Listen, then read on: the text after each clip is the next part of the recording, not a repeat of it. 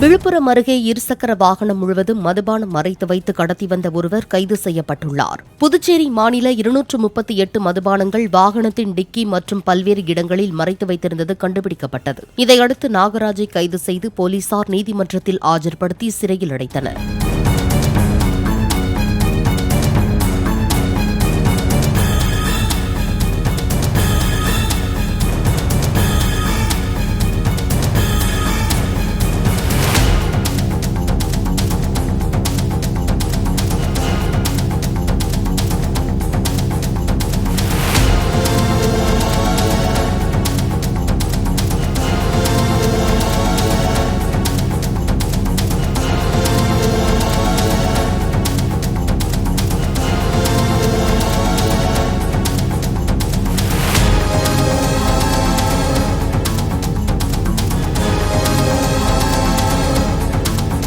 Play store மற்றும் app ஸ்டோரில் இருந்து பாலிமர் செயலியை QR கோடு மூலம் பதிவிறக்கம் செய்யுங்கள்.